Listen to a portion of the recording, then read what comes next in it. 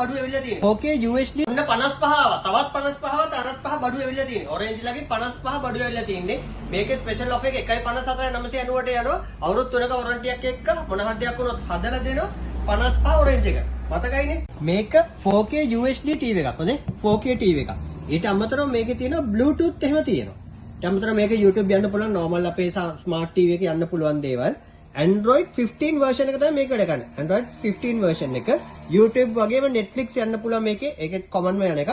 මේකේ ඊළඟ ගහලා තියෙනවා A grade panel එක තමයි මේකේ තියෙන්නේ. Orange ලගේ 55 1.54 990 දැන් showroom එකේ බඩු තියෙනවා.